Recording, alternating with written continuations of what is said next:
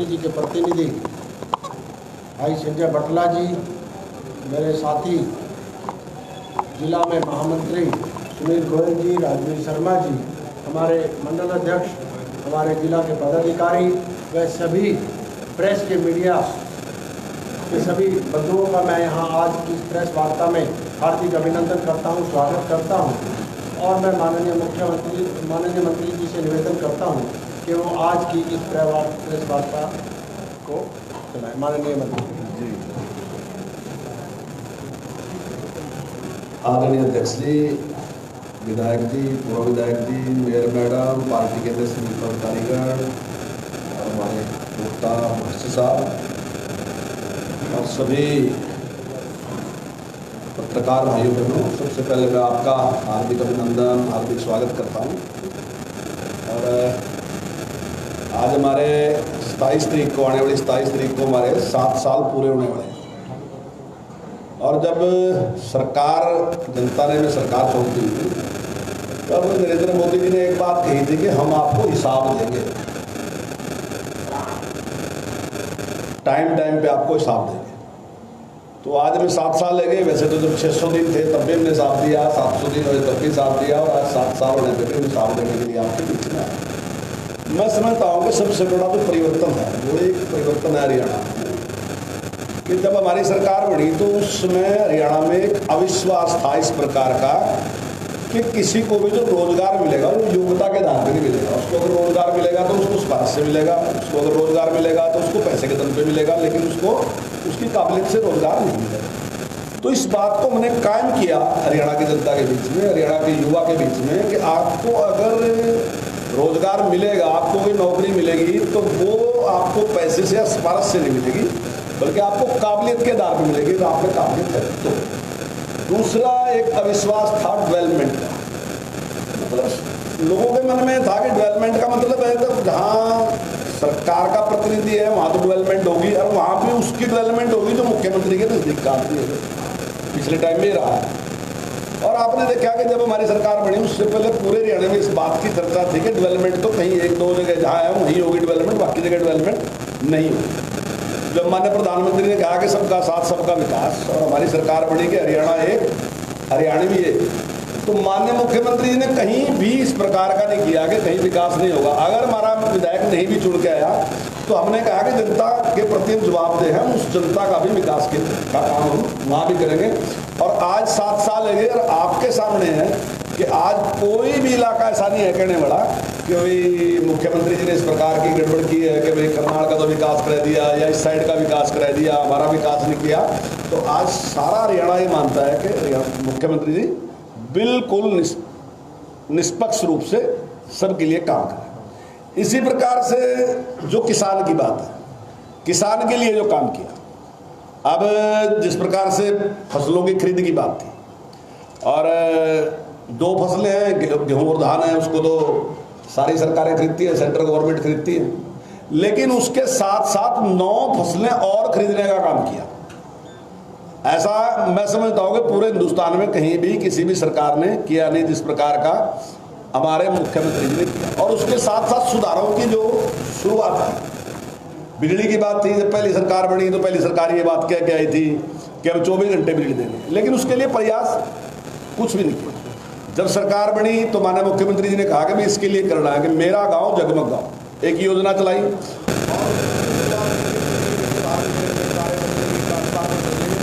आज आपके सामने है कि 5200 से ज़्यादा गाँव ऐसे हैं जहाँ हम 24 घंटे बिजली दे रहे हैं। और अब एक ट्रेंड चेंज हो गया। अब ट्रेंड ये भी है देश का कि आपको पैसा सेंटर से उनको मिलेगा जो सही काम कर रहे हैं। पहले क्या था कि इस चीज़ को माफ़ कर दो, उस चीज़ को माफ़ कर दो। माननीय मुख्यमंत्री जी ने बिजली में सुधार के साथ साथ एक और भी काम किया। उन्होंने कहा कि भाई माफ़ किसी का कुछ नहीं करेंगे, आपने जो बिजली फूक रखी उसके तो पैसे दोगे। लोगों ने कहा ठीक है। उसने कहा जितना सरचार्ज है, जो फाइन है, वो सारा माफ कर देंगे, लेकिन आप केवल जो खर्च कर रखा आप वो दो, ताकि लोगों में आदत बढ़नी चाहिए।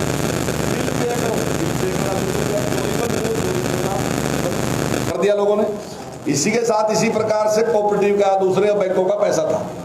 माननीय मुख्यमंत्री जी ने कहा कि ठीक है हम कर्जा सारा माफ नहीं करते हैं, लेकिन हम जितने भी आपके ऊपर पेनल्टी लगी हुई है, जितने भी जुर्माने लगे हुए हैं, जितने भी आपके पास ब्याज लगे है, वो सारा ब्याज छोड़ देंगे, सारी पेनल्टी छोड़ देंगे। हम आपसे कुछ नहीं लेंगे, आपने जो पैसा ले रखा वो तो दो।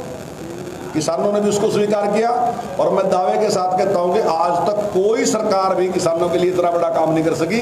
हमने 1000 करोड़ से ज्यादा किसानों का माफ कर दिया। हमने उन बैंकों को भी ठीक रूप से चलाया, वो भी ठीक रूप से चल रहे, क्योंकि वो भी उन्हीं लोगों के बैंक है। अगर कोऑपरेटिव बैंक खराब होगा तो जनता के लिए समस्या होगी। हमने वो भी ठीक किया और साथ साथ में हमने किसान का भी बहुत बड़ा लाभ किया। दोस्तों, हमने जो किसान को राशि दी जाती थी, हमारे से पहले 6000 रुपये दी जाती थी। आज भी पूरे हिंदुस्तान में अगर किसान की फसल खराब होगी तो उसको 8000 दिए जा रहे। लेकिन हम एक ऐसे प्रदेश हैं जो किसान को 12000 रुपये देने का काम करते। और पहले हमारे से पहले अगर आपकी 50% फसल नष्ट होती थी तब मानते थे कि खराबा हो गया, उसको खराबा शब्द प्रयोग करा, खराबा हो गया, अब उसको उसकी मदद करने की जरूरत है। लेकिन हमने उसको घटा के 33% कर दिया। भाइयों, इसी प्रकार से हमने फसल बीमा योजना चलाई। हालांकि जो हमारे विपक्ष में उन्होंने उसका बड़ी आलोचना की, केवल 2.5% देना पड़ेगा और हमने उसका बीमा कराया 40,000 का। अगर आपकी गेहूं या धान नष्ट हो गया तो आपको 350-400 रुपये देने और उसके बाद 40,000 रुपये आपको मिलेंगे। अगर आपकी सब्जी है तो 30,000 आपको मिलेंगे। बड़ा शोर आपने सुना भी होगा विपक्ष का कि भाई हमने कंपनियों के लिए कर दिया। हमने कंपनियों को, जो किसान ने कंपनी को दिया वो 900 करोड़ रुपए है और जो किसान को मौजा मिला वो 3800 करोड़ रुपए है। आप कहोगे बीच का गैप सरकार ने दिया, उसके बावजूद भी कंपनियों को 200 करोड़ का घाटा पड़ा उसमें। लेकिन ठीक है, वो जब काम करते हैं कहीं घाटा भी पड़ता है, कहीं नफा भी होता है, लेकिन किसान को उससे लाभ। इसी प्रकार से हमने एक विविधीकरण होना चाहिए फसल, हमने उसके लिए प्रयास किया कि भाई बाग लगना चाहिए। और हमने एक टारगेट रखा कि हम अपने कार्यकाल में 3 गुना जो है वो जो बागवानी जो है वो 3 गुना करेंगे। आपके यहाँ करनाल में यूनिवर्सिटी बनी और उसके लिए हम प्रयासरत। ऐसे ही पशुपालन के लिए, मतलब किसान सब जगह से मजबूत हो, केवल गेहूं धान से नहीं, वो और जगह भी, क्योंकि पशुधन मेन है। हरियाणा में दूध का उत्पादन बहुत अच्छा है और पशुओं के प्रति बड़ा लगाव भी है। तो उसके लिए भी सरकार ने पिछले 7 साल में 53,300 पशुपालक जो हैं उनको 733 करोड़ रुपए देने का काम सरकार ने किया।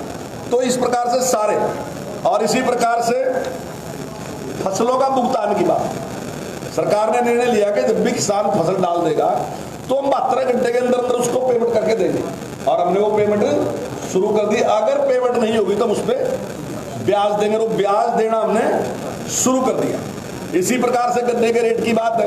अब हरियाणा का रेट शुरू से गन्ने का सबसे ज्यादा है, लेकिन अब की बार कई जगह स्टेटों में चुनाव है, उन्होंने काफी बढ़ाने का प्रयास किया, लेकिन हमने उसके बावजूद भी आज भी हमारा रेट 362 है। और 362 आज पूरे देश में सबसे ज्यादा जो है वो हमारा, हमारी जो फूल है, जो फल है, जो सब्जियां हैं वो ठीक तरीके से बिक सके, इसके लिए गन्नौर में हमने मंडी बनाने का काम किया और 7,000 करोड़ रुपया हम उसमें खर्च करने लग रहे। इसी प्रकार से पिंजौर में हमने किया और इसी प्रकार से हमने जो हमारा सब्जी का काश्तकार था, जो हमारा फल का काश्तकार था, उसके लिए 52 भरपाई योजना। आपने 7 साल पहले कई बार आपके अखबार में छपी होगी, आपके टीवी में दिखाया होगा कि टमाटर आप सड़कों के ऊपर डाल दिया, आलू सड़कों के ऊपर डाल दिया, लेकिन 7 साल में आपने कहीं एक घटना भी ऐसी नहीं है कि किसान ने आलू, गोभी या टमाटर सड़क के ऊपर डाल दिया हो।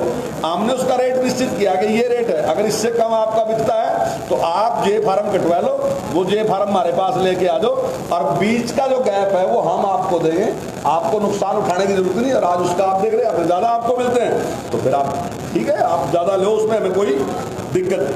पानी की बात आई, हरियाणा में पानी की कमी है तो उसके लिए भी हमने प्रयास किया, टेल तक पानी चढ़े। प्रदेश में ऐसे स्थान भी है जहां 39 साल के बाद 39 साल के बाद हमारी सरकार में टेल तक पानी पहुंचा। लेकिन हम केवल बात करने वाले नहीं, हमने एक नारा दिया कि मेरा पानी मेरी विरासत, और नारा देके माननीय मुख्यमंत्री जी ने लोगों से कहा कि जहां पानी बहुत नीचे है तो मैं आपसे निवेदन करता हूं कि आप यहां दान न लगाओ। लेकिन जो हमारी विपक्षी पार्टियां थी उसने उसकी बड़ी आलोचना करी, दूसरे कुछ लोगों ने संगठन में उसकी आलोचना करी, तो माननीय मुख्यमंत्री ने जाकर उनसे अपील की। और आपको जानकर हैरानी होगी कि 1 लाख एकड़ से ज़्यादा जमीन पे जो खेती कर रहे थे उन किसानों ने वादा किया कि नहीं मुख्यमंत्री जी, आप हमारी भलाई के लिए बात करें, हमारे लिए अच्छी बात करें, तो हम उसके लिए आपके साथ हैं। इसी पीरियड डिप इरीगेशन की बात थी, हमने कहा कि डिप इरीगेशन का इस्तेमाल करो, पानी कम से कम लगे, ताकि पूरा हरियाणा का कोई जमीन भी ऐसी ना हो, 1 एकड़ जमीन भी ऐसी ना हो जिसमें पानी ना लगे। हमने कहा 80% पैसा हम देंगे, आप डिप इरीगेशन शुरू करो और आप उसके लिए काम करो, तो पैसा हम देंगे, लेकिन ये पानी बचाओ, तो अपना पानी बचना चाहिए। इसी प्रकार गाँव में आप तालाब देख रहे थे, आपने उसका देखा कि तालाबों में जिस प्रकार से पानी खड़ा था, और बहुत बड़ी दिक्कत उससे थी, गाँव में बीमारियां भी फैल रही थी और पानी भी खराब दे रहा था। उसके लिए भी हमने एक आयोग का गठन कर दिया, जो उसमें साफ सफाई भी कर रहा, जहाँ उससे समस्या का वो भी समाधान होगा, वहीं सिंचाई के लिए। अब आजकल सारा का सारा सिस्टम जो है कंप्यूटराइज सिस्टम जो है, हमने उसका लाभ उठाया और हमने 500 ऐसी सेवाएं जो ऑनलाइन हमने कर दी। उनके लिए आपको कहीं भी जाने की जरूरत नहीं, आप लोग तो खैर इसके विद्वान हैं, आप तो अपने मोबाइल में सारा कुछ चेक कर सकते हैं, लेकिन बहुत लोग हैं जिनको इस प्रकार की नॉलेज नहीं, बड़ी संख्या में ऐसे लोग हैं। तो इसके लिए मैंने अटल सेवा केंद्र खोलने का काम किया, और कोई भी आदमी वहाँ जाने की बजाय वो अपने गाँव में ही वहीं चेक करा सकता है और उस योजना का लाभ ले सकता है। इसी प्रकार नौकरियों की बात, अब जब भी नौकरी थी तो उस टाइम फार्म भरने के लिए सबको जाना पड़ता था, लेकिन हमने एक ऐसा पोर्टल कर दिया, आप उस पर रजिस्टर्ड कराओ और उस लेवल की नौकरी जो भी निकलेगी आपको दोबारा फार्म भरने की जरूरत नहीं, उस योग्यता की नौकरी है तो आप उसमें कभी ऐसे कर सकते। आपने पहले देखा होगा कि जब किसी को भी काम होता था तो गाँव में से गाड़ी लेके जाते थे माननीय मुख्यमंत्री जी को मिलने के लिए, मुख्यमंत्री जी मिलते थे या नहीं मिलते थे, परेशान हो गए आप थे। लेकिन अभी सरकार ने, जब सरकार बनी तो सरकार ने एक सीएम विंडो चलाई, और सीएम विंडो ने कहा कि आप यहीं से एप्लीकेशन डाल दो, मुख्यमंत्री की वेट नहीं करने की जरूरत आपको, मुख्यमंत्री जी मीटिंग में बैठे, आप यहीं से डालो, मुख्यमंत्री उसको चेक करेगा। और अभी तक 7 लाख लोगों ने सीएम विंडो डाली, जिसका निपटान करने का काम सरकार डाली तो ज्यादा, लेकिन 7 लाख ऐसी है जिनको हमने निपटाने का काम किया। और अगर मैं आपसे निवेदन करूंगा कि बाद में बैठ के मिनटों के सामने लगा के देख लेना कि कितने मिनट में बैठता है। अगर एक मुख्यमंत्री सारा दिन एप्लीकेशन ले तो मेरा ख्याल का 7 लाख एप्लीकेशन ही ले सका था, लेकिन इतना बड़ा काम हमारी सरकार ने काम करने का। हमने ऑनलाइन ट्रांसफर करने की बात की, तो मेरे से कहते थे कंवरपाल किस प्रकार की बात है, अगर ये हमने सारा कुछ ऑनलाइन कर दिया, सिस्टम में कर दिया, इसकी पॉलिसी बना दी, तो फिर हमारे पास कौन आएगा। लेकिन हमारा उद्देश्य था लोगों की सेवा करना, क्योंकि आप देखते हैं कि पहले हमारे से पहले यहाँ क्या था, लड़ाई चौधर की होती, मतलब जो एक कैंडिडेट लड़ा था वो कहता रो चौधर कहाँ आवेगी, रोहतक में आवेगी, एक कहता चौधर कहाँ आवेगी, भिवानी में आवेगी, एक कहता चौधर कहाँ आवेगी, सिरसा में आवेगी, एक कहता चौधर कहाँ आवेगी, हिसार में आवेगी। लेकिन 7 साल में चौधर गायब होगी, चौधर की बात करने वाला कोई नहीं। आज अगर सरकार है तो सरकार की ड्यूटी है सेवा करना, हम सेवा करने के लिए काम कर रहे हैं। वो सारे के सारे जो सबक थे जिस प्रकार के, वो सारे के सारे आप देख रहे होंगे जिस प्रकार से आज है समाप्त होते जा रहे। अंत्योदय के लिए काम करने के लिए सरकार ने जिस प्रकार का काम किया, आज नौकरियों में सरकार ने कहा कि जिसके परिवार में आज तक कोई नौकरी मिली नहीं, हम 5 नंबर उसको फालतू देंगे ताकि उसको भी एक मौका मिलना चाहिए। सरकार ने पहले जो थी गरीबी रेखा वो थी 1,20,000, सरकार ने बढ़ाया 1,80,000 कर दी कि 1,80,000। और अब सरकार ने योजना बनाई कि जिन लोगों की आमदन 50,000 से कम है, हमारा टारगेट ये है कि आने वाले साल में हमने उनको 1,80,000 तक लेके जाना। अब हमने फैमिली आईडी बनाई थी और फैमिली आईडी में सारा कुछ कर दिया। अब उसमें कोई बताने की जरूरत नहीं, जिसकी भी आमदन 1,80,000 से कम है, चाहे उसको नौकरी देने की बात है, चाहे उसके कहीं बच्चे स्कूल में पढ़ाने की बात है, चाहे उसको अंत्योदय की ना इसका आयुष्मान की बात है, हम उसके इलाज कराने की बात है, उसका मकान बनाने की बात है, तो सरकार ने एक निश्चित कर दिया कि हमारी प्राथमिकता जो है उसके लिए, जो सबसे गरीब आदमी है उसके लिए हम काम करेंगे। उसके लिए सरकार ने काम करना शुरू कर दिया। कोरोना काल में आपने देखा जिस प्रकार सरकार ने काम किया और जिस प्रकार से उसको कंट्रोल किया आपके सामने। हालांकि जो शोर मचाने वाले थे उन्होंने खूब शोर मचाया, लेकिन आपके सामने जिस प्रकार से कंट्रोल किया। और अगर कोई भी गरीब व्यक्ति दाखिल हुआ तो उसको 7,000 देने का काम किया। और दुर्भाग्य से अगर कहीं इस प्रकार की घटना आई कि किसी की मृत्यु होगी तो उसको भी 2 लाख देने का काम किया। विवाह सगन योजना जो है वो हमने जो 51,000 थी उसको बढ़ा के 71,000 करने का काम किया। गरीब की मकान की मरम्मत है उसके लिए भी हमने 80,000 देने का काम किया। और अभी मैं आपको एक और बात करना कि अभी हमने सुपर 100 के नाम से एक योजना शुरू की अभी कुछ सालों से। पिछली बार हमारे 23 बच्चे जो थे वो IIT में उनका एडमिशन है और वो 23 बच्चे सरकारी स्कूलों के थे। अब की बार हमारे 26 बच्चों का IIT में एडमिशन है। आप पत्रकार हैं, मेरा ख्याल है समाज में सबसे ज़्यादा जागरूक लोग आप हैं, क्योंकि आप हर प्रकार के लोगों से मिलते हैं। जितनी नॉलेज आपको होती है शायद इतनी आम आदमी किसी को होती नहीं। तो आप स्वयं इसकी जानकारी ले सकेंगे हमारे से पहले कितने बच्चे हैं जो सरकारी स्कूल में से IIT में जिनका एडमिशन हुआ हो। लेकिन आज उनकी कोचिंग की व्यवस्था हमने की और आज आपके सामने है कि ऐसे 26 बच्चे हैं जिनका IIT में एडमिशन हुआ और वो इतने गरीब हैं कि अति गरीब हैं। मेरे ख्याल से उनमें से जो सबसे समृद्ध लोग हैं वो ऐसे हैं जिनके पास आधा एकड़ जमीन है, नहीं तो ज़्यादातर ऐसे हैं जो खेत मजदूर हैं या किसी की कोई रिक्शा चलाता है या कोई जुत्ती तक काटने का काम करता है। लेकिन आने वाले टाइम में मैं उम्मीद करता हूं कि वो IIT इंजीनियर नहीं बनेंगे, शायद कल IAS और IPS भी वो बनेंगे। हम उनकी प्रतिभा को निखार के लेकर आना चाहते हैं, क्योंकि उनकी प्रतिभा केवल उनके लिए नहीं, उनकी प्रतिभा देश के लिए। तो इसका काम करने का हमारी सरकार ने जिस प्रकार से काम किया वो अपने आप में बहुत ही ज़बरदस्त है और बहुत ही उसका लाभ जो है वो सारे के सारे समाज को है। खेल नीति जिस प्रकार से हमने बनाई और जिस प्रकार से उसमें किसी प्रकार का कोई पक्षपात नहीं है और उसके परिणाम भी आज खेल नीति के आपके सामने आने लग रहे हैं और आप देख भी रहे। और जिस प्रकार से पूरी दुनिया में पहले हमारा जो सम्मान था, हमारी जो पहचान थी वो खेती थी। हरियाणा का आदमी कहीं जाएगा तो उसका था कि खेती करने वाले लोग। उसके बाद हमारे नौजवान बच्चों ने हमारी पहचान बनाई खेल में और बन गई कि भाई कुश्ती के बड़े माहिर रहेंगे। अब आप जो दूसरे और खेल हैं उनमें माहिर बनेंगे। लेकिन अब की बार 58 जो हैं वो हमारे बच्चे सिविल सेवा में सेलेक्ट हुए। तो हम केवल उसके माहिर नहीं, हम इसके भी माहिर है। सिविल सेवा में भी हम जाने वाले माहिर हैं। हम सर्वांगीण विकास में और जो अभी मैंने IIT की बात की वो भी सारे के सारी बात मैंने आपके सामने रखी। तो ये सारा का सारा और हमने उसके लिए प्रयास भी किया। मेरे याद है अभी कैबिनेट की मीटिंग चल रही थी तो बात ये आई कि जो बच्चे ओलंपिक में दे रहे हैं उनको 5 लाख रुपए सरकार दे, बाद में 5 लाख वापस ले लेगी।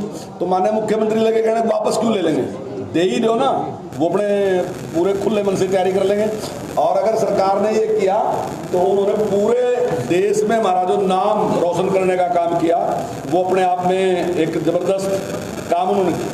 जहाँ तक पेंशन की बात है आपके सामने है कि जहाँ उनके कांग्रेस की सरकार में 1,000 पेंशन थी, आज 2500 रुपये पेंशन दे रहे और हमने उसका सिस्टम बना दिया। रोज रोज कहने की जरूरत नहीं, हमने कह दिया कि इसमें 250 रुपये हम बढ़ाते रहेंगे और वो 250 रुपये बढ़ते जा रहे। ये तो कई टाइप की अलग अलग हैं। तो मैं आपके सामने है कि जिस प्रकार से सरकार ने काम किया वो सारा आपके सामने है। इसी प्रकार से सार्वजनिक वितरण प्रणाली आप हर बार सुनते थे कि बड़ी भारी गड़बड़ उसमें होती है। आज जिस प्रकार से कंप्यूटरकरण उसका कर दिया तो अभी मेरे पास कंप्यूटर वो जो सार्वजनिक वितरण प्रणाली वाले आए थे तो वो मेरे से कह रहे थे कि ये पंखा चलाना ये हमारा नुकसान कर देते। अब तो उसमें भी उनको चिंता होती है कि पंखे की वजह से भी उनका नुकसान न हो, ताकि ठीक तुलना चाहिए। तो ऐसे सारे के सारे बेटी बचाओ बेटी पढ़ाओ ये बहुत बड़ा एक आंदोलन था। हालांकि बेटी बचाओ बेटी पढ़ाओ हमारे यहाँ से शुरू हुआ, लेकिन कोई उस पर गौरव की बात नहीं, क्योंकि गलती अपने सबसे बड़ी कर रखी थी। लेकिन गलती को सुधारने में जो काम सरकार का भी प्रयास है, मैं आपका भी समाज का भी मानता हूँ, तो आपने भी और समाज ने भी मिलकर जो काम किया वो लाजवाब। प्रति व्यक्ति आय के मामले में हरियाणा आज बड़े स्टेटों में नंबर 1 है। हमारी 2,26,644 रुपये प्रति व्यक्ति आय है। तो आज हम जितने भी बड़े स्टेट हैं उनमें सब में हम नंबर 1 है और आज सबसे अच्छा काम जो है हरियाणा में रहा। और भाइयों आपके सामने अब तो काफ़ी पुरानी बात होगी KMP की, अब मैं आपको कहूँगा तो आप कहोगे बहुत दिन बनेंगे, लेकिन कांग्रेस के टाइम में 10 साल तक चलता रहा, 10 साल तक काम नहीं आया, जब हमारी सरकार आई तब बढ़ा। इसी प्रकार से जो हमारे सैनिक हैं उनके लिए जो राशि थी वो 20 लाख थी, हमने उसको 20 लाख को बढ़ा के 50 लाख कर दिया। और इसी प्रकार से एस ग्रेसिया में उनको नौकरी देने की बात थी, तो मेरे अब एग्जैक्ट तो याद नहीं पर लेकिन लगभग 300 के करीब ऐसे हैं, 289 शायद है एग्जैक्ट। तो इतने लोगों को हमने एस ग्रेसिया में उनको नौकरी देने का काम किया। हमने पहला एयरपोर्ट है SR में, एयरपोर्ट बनाने का काम किया। इसके साथ और भी बहुत से काम सरकार ने अपने इस कार्यकाल में करने का काम किया। तो मुझे इस बात का गौरव है कि हमें एक ऐसे सुलझे मुख्यमंत्री मिले जिन्होंने देश के लिए, प्रदेश के लिए जो काम किए वो अपने आप में लाजवाब हैं। हमने किसान के लिए, मजदूर के लिए, व्यापारी के लिए, चाहे ईजिंग ऑफ डूइंग बिजनेस है जहाँ हमारा 14वां स्थान था, आज हम उत्तरी भारत में पहले स्थान, यानी कि हमने सबके लिए सर्वांगीण विकास तब होगा जब सबके लिए काम होगा। तो काम करने का काम हमारी सरकार ने किया। तो मुझे इस पे बहुत खुशी है। और मैं आप सब लोग आए तो इसके लिए मैं आपका आभारी हूँ, आपका धन्यवाद। आपने नारायण जी एक प्रिंट के मित्र भी बैठे होंगे कुछ ना, वो दे देंगे।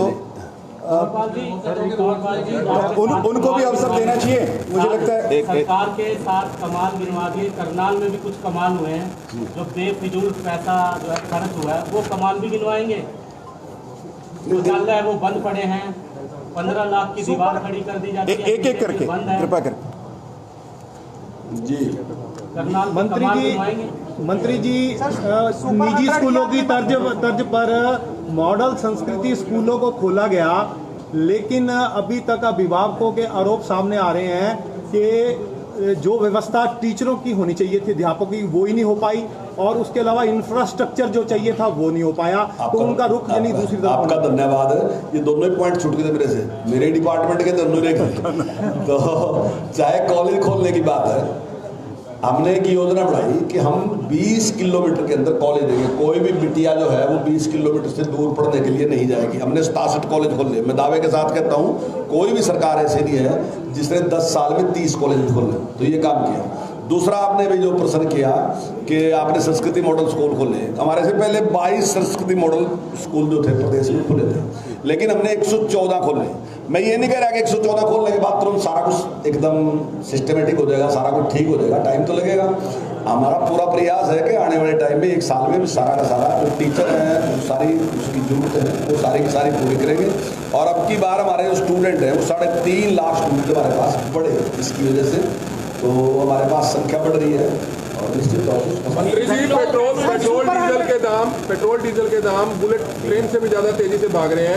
75 पार का आपने नारा दिया था, लेकिन टमाटर 75 पार चला गया। आपने कहा था कि टमाटर सही रेट पे होगा, लेकिन 75 पार टमाटर बिक रहे हैं। नहीं, देखिए टमाटर के बारे में कोई भी सरकार नहीं घोषणा कर सकती है किस रेट पे होगा, लेकिन महंगाई बढ़ रही है, महंगाई बढ़ रही है। टमाटर पहले भी उत्तर तो देने दीजिए ना, प्रश्न करने के बाद उत्तर का उनका अधिकार, उसका उपयोग। टमाटर का रेट कभी भी ज़्यादा भी हो सकता है, कम भी हो सकता है। कई बार वो 2 रुपये किलो भी होता है, कई बार वो 100 रुपये किलो भी होता है। जैसी डिमांड होती है जितना उत्पादन होता है उसका होता है। जहाँ तक आपने पेट्रोल की बात की, तो अगर पिछली सरकारों के साथ हमारी तुलना कर ली जाए, जो पिछली सरकारों के टाइम में भी रेट बढ़े, जो हमारी सरकार के रेट में, तो आप निश्चित तौर से एक बार सारे रेट ले लें और आप ये भी रेट ले लें तो आप स्वयं ये अनुभव करेंगे कि हमारा उसके बावजूद। और जहाँ तक पेट्रोल का रेट है, पेट्रोल का रेट अब सरकार ने बढ़ाती, उसके लिए एक संस्था बना दी, और वो संस्था कांग्रेस के टाइम में बढ़ गई थी। जिसने निर्णय लेना था उसका बढ़ाना घटाने का फैसला उसने लेना था, वो कांग्रेस के टाइम में बनी, हमारे टाइम में नहीं बनी।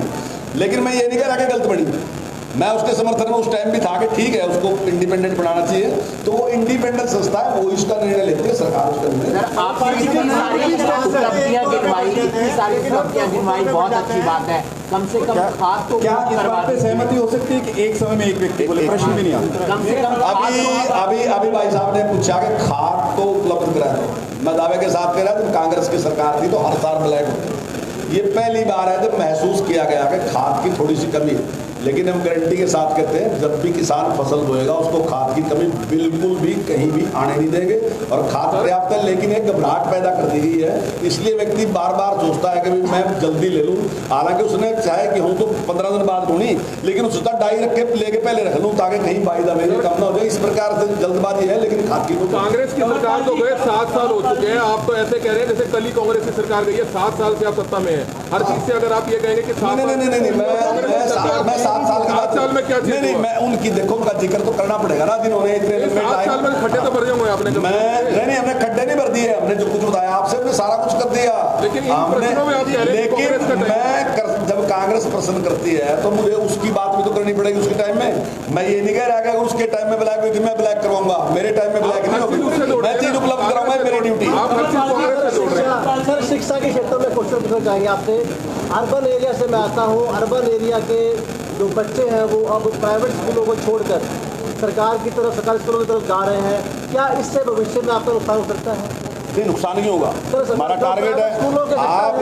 आपने अगर मेरा शिक्षा मंत्री बनने के बाद कुछ दिन के बाद अगर बयान पड़ा होगा तो जब आपने पूछा था तो मैंने कहा कि आप कैसे मानते हैं, तो मैंने उससे कहा था कि इस टाइम 40% बच्चे जो हैं वो सरकारी स्कूल में पढ़ते हैं और 60% बच्चे जो हैं वो प्राइवेट स्कूल में पढ़ते हैं। मैं अपने आप को सफलता मानूंगा अगर 50% बच्चे सरकारी स्कूल में और 50% बच्चे प्राइवेट स्कूल में हो।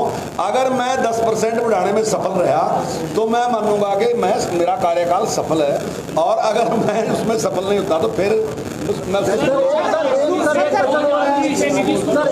सुपर 100 की आपने बात, सीएम विंडो की बात की आपने, सीएम विंडो तीसरे नंबर पर खिसक गया है। और दूसरा एक मेरा सवाल है, रोजगार अगर काबिलियत के हिसाब से मिल रहा है, एक तरफ बच्चा प्राइवेट स्कूल में पढ़ता है, उसके बाद ट्यूशन लगाता है, उसके बाद कोचिंग लेने दिल्ली जाता है, और वहीं दूसरी तरफ वही बच्चा गवर्नमेंट स्कूल में पढ़ता है जहाँ पढ़ाई अच्छे से नहीं हो रही है, तो वो एग्जाम क्लियर कैसे करेगा? उसके लिए क्यों नहीं सुझाव किया गया सर? देखिए, जिस परिवार में नौकरी नहीं मिली जी, ये पहली बार हमने किया ना, क्योंकि जिस परिवार में नौकरी नहीं मिली तो निश्चित तौर से पीछे रहेगा, तो हमने उसको 5 नंबर देने का काम किया, हमने किया। तो बारह से पहले अरे जहाँ आप कह रहे हैं ये देखो सारी चीज़ों में नहीं हम कर सकते कंट्रोल के, सारा रिपोर्ट कहाँ पड़ा कहाँ नहीं पड़ा उसके नंबर काटने जो करते हैं ये तो हम नहीं कर सकते, लेकिन हमने जो गरीब आदमी था उसके लिए व्यवस्था की है, उसको मौका दिया। और ऐसे अभी आपको मैंने IIT की बात की तो हमने निश्चित तौर से उसके लिए प्रयास किया। जो बच्चा 80% से ज़्यादा नंबर लिया था हमने ऐसे बच्चों को इकट्ठा किया, उनका टेस्ट लिया, हमें जो लगा कि जो बच्चे में ज़्यादा प्रतिभावान हैं उनको हमने कोचिंग कराने का काम किया, और उसी का परिणाम है कि 26 बच्चे आए। पिछली सरकारों में 70 साल से नौकरी दी जाती है, पैसे लिए थे, पहले आप फ्री नौकरी दी जा रही है, जैसे नुकसान नहीं है आपका? देश का लाभ मारा गया टाइट लग रहा है सर, क्या? नहीं, देखिए नहीं, नुकसान नहीं। जो जनप्रतिनिधि चुना जाता है वो सेवा करने के लिए चुना जाता है, डाके मारने के लिए नहीं चुना जाता। अब पहले कुछ लोगों ने ऐसा फैसला कर लिया था कि अगर चुन लिया तो अब सारा कुछ गड़बड़, लेकिन वर्तमान सरकार, जो मैंने चौधरी की बात आपसे पहले कही, आज चौधरी की सरकार नहीं, आज सेवा की सरकार है। मनोहर लाल जी की सरकार जो है सेवा की सरकार है। और जो बच्चे हैं, जिस प्रकार से पिता का भाव अपने बच्चों के प्रति होता है, सरकार का भी भाव पूरे प्रदेश के बच्चों के प्रति वैसे ही होना चाहिए, और वैसे ही भाव हमारे माननीय मुख्यमंत्री का, हमारी सरकार। कंवरपाल जी, 11 महीने हो चुके हैं, 11 महीने हो चुके हैं, किसान आंदोलन चल रहा है, सुप्रीम कोर्ट ने भी कह दिया कि रास्ता साफ कर दिया जाए। राकेश टिकैत ने टेंट हटा लिए, कहा कि रास्ता देंगे, उसके बाद उन्होंने कहा कि चलो दिवाली है, टेंट धो के वापिस लगा देंगे। सरकार की इस पर क्या प्रतिक्रिया है? नहीं, देखिए सरकार उसके लिए काम कर रही है, निश्चित तौर से पालन किया जाएगा, और मैं समझता हूं कि जिन लोगों ने लगाए हुए रखे उनको भी इस बात। विपक्ष ने आरोप लगाया कि पहले तो हर उपचुनाव में बीजेपी के तमाम मंत्री नेता वहां पर जाते थे, लेकिन इलाहाबाद में बहुत कम बीजेपी मंत्री नेता जा रहे हैं क्योंकि उनको डर है कि कहीं उनकी गाड़ियों के शीशे न तोड़ दिए जाए, बहुत कम जा रहे हैं। इलाहाबाद का इलेक्शन टाइट चल रहा है, तो अगर वो शीशे तोड़ देंगे तो फिर ये बात आपको बार बार कहनी चाहिए ना, आप तो अपने उस पर बार बार उनका पक्ष ले रहे हैं। बता रहे हैं जिस तरह की बात आप रहे हैं गलत है। अच्छा एक बात तो मैं यही प्रश्न करना चाहता हूँ, अगर शीशे तोड़ता है तो क्या खतरनाक नहीं है? बिल्कुल गलत। क्या लोकतंत्र के लिए खतरनाक नहीं है? क्या प्रदेश के लिए खतरनाक नहीं है? मैं दावे के साथ कह रहा कि ये लोकतंत्र के लिए भी खतरनाक है, ये प्रदेश के लिए भी खतरनाक है, हमारे बच्चों के भविष्य के लिए भी खतरनाक है, क्योंकि अगर इस प्रकार का व्यवहार करेंगे तो निश्चित तौर से आने वाले टाइम में जो इंडस्ट्री है बिल्कुल नहीं आएगी। पंजाब के हालत खराब होने का कारण सबसे बड़ा ये है कि वहाँ आतंकवाद आने के बाद इंडस्ट्री नहीं आई, और जो थी वो इस आंदोलन के बाद वहाँ से खिसकने लगी। तो क्या वैसे ही यहाँ पे बनाना चाहेंगे? अगर हरियाणा ने तरक्की करी तो इसलिए तरक्की करी कि हमारे पूर्वज अच्छे थे, उनका व्यवहार अच्छा था, इसलिए दुनिया भर की इंडस्ट्री हरियाणा में है। तो हमने उसके बारे में चिंता करनी चाहिए। अगर हमारा व्यवहार अच्छा हुआ तो इंडस्ट्री आएगी, उनसे हमारे बच्चों को रोजगार मिलेगा। प्रदेश सर क्या आपने बात की सर, कैसा माहौल है इलाहाबाद का? बात की यहाँ करनाल में सेंटर है, वहाँ से हमने कवरेज भी की थी। वहाँ आप कंपटीशन तो छोड़िए, सिलेबस भी बच्चों का कंप्लीट नहीं हो रहा। जिस कंपनी को टेंडर दिया था वहाँ से टीचर ही नहीं आ रहे हैं। और आप कह रहे हैं और सबसे बड़ी बात सर 134 आप कह रहे हैं कि कल को IAS अधिकारी बनेंगे बच्चे। सर देखिए, मैंने 10 मिनट की दूरी पे आप वहाँ पर हम उसको चेक करेंगे। अगर आपकी ये बात है तो मैं उसका पता भी करा दूंगा। लेकिन हमारे 26 बच्चे अगर IIT में सिलेक्ट हुए, इसका मतलब 10,000 नहीं 10,000 नहीं थे, बिल्कुल भी 10,000 IIT के लिए नहीं। देखिए 10,000 जो बच्चे हैं वो प्राइवेट स्कूल थे। हमारे पास 10,000 बच्चे नहीं थे, हमारे पास तो 100 ही बच्चे थे। 100 ही बच्चों में सिलेक्ट। मंत्री जी मिड डे मील बंद है। नहीं, मिड डे मील कोई बंद नहीं है, वो सूखा दे रहे हैं अभी बना के। काफी देगा मेरा ख्याल